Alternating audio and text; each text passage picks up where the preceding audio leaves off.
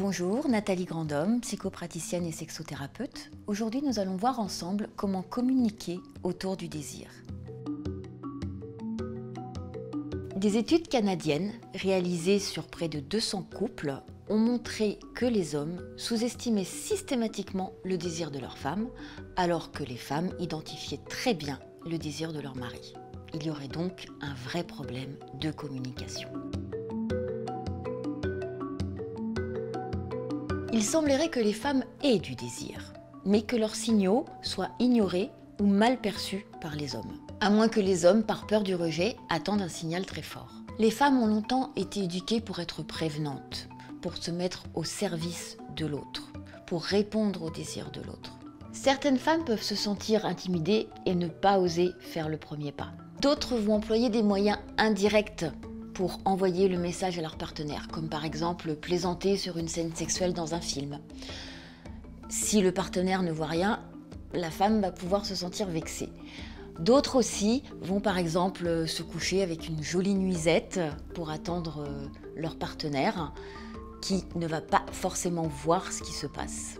Alors un conseil, messieurs, soyez plus observateurs et mesdames, soyez plus entreprenantes et hésitez un peu moins.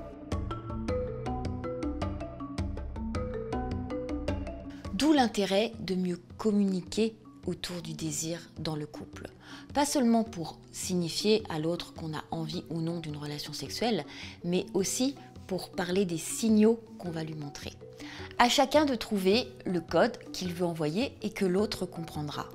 Discuter autour de ça, communiquer, permet à chaque couple de renforcer son intimité et sa complicité. Et quand c'est non, beaucoup de femmes se sentent encore obligées de dire oui, même quand elles n'ont pas envie.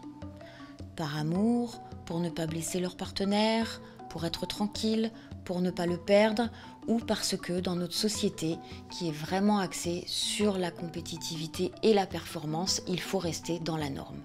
Or, le désir, par nature, n'est pas linéaire. Il est fluctuant, il y a des jours avec et des jours sans.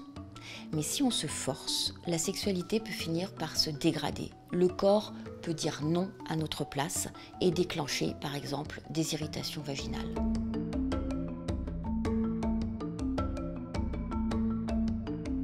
Comment dire non sans blesser?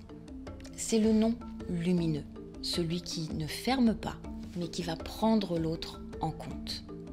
En effet, il est important de se respecter, de savoir dire non si on sent que son partenaire en a envie, mais que l'on n'est pas dans l'humeur.